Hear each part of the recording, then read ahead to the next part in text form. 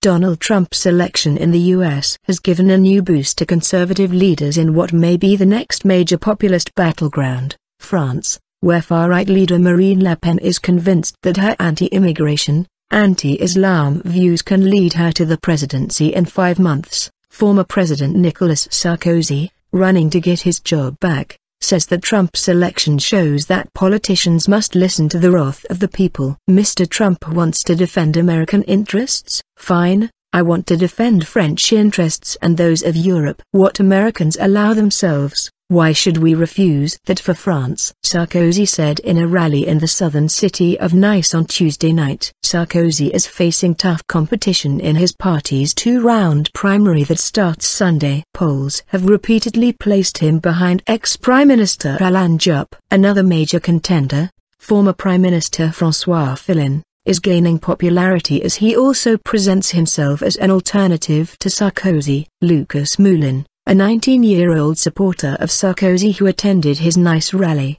told the Associated Press that Trump's victory can give his preferred candidate strength and credit in public opinion. He presents himself as an anti-system candidate, with an anti-elite speech, like Trump, who won, Moulin said. Sarkozy is campaigning on some of Le Pen's favorite issues, including strong anti-immigration and security measures, in the hope to attract votes from the far right. Le Pen, who doesn't face a primary, opened her campaign headquarters for the April to May election in an upper-class Paris neighborhood on Wednesday. She has chosen a blue rose to illustrate her campaign as the symbol of the people being able to make possible what the elites constantly present as impossible. My election at the presidency has been called impossible for months now. It is up to the people to make it possible, she said in her speech. All recent polls suggest that she could reach the final run of the 2-round presidential election next year. The same polls also indicate that in the end,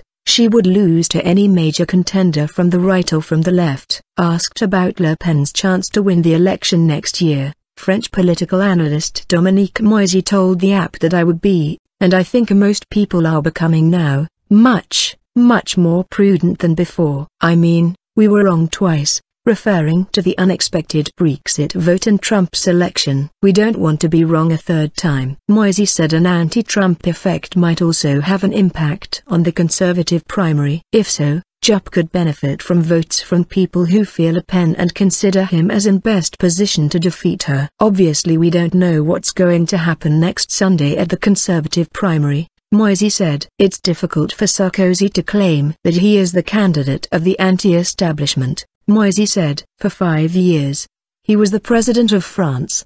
He was sitting at the Élysée Palace.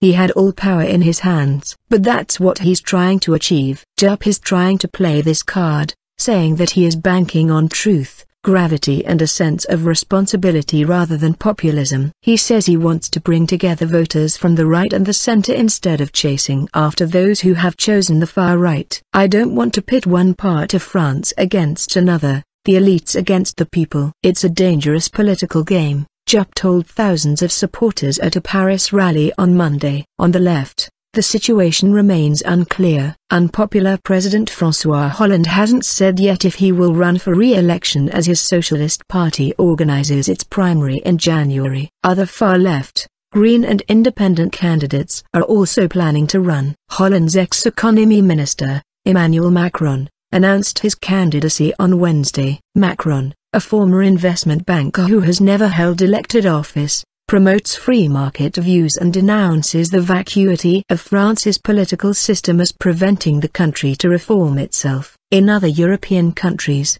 populist parties are expected to do well as votes are due in the coming year in the Netherlands and Germany. A repeat runoff election for President of Austria on December 4 could bring right-wing populist Norbert Hofer of the Freedom Party into office.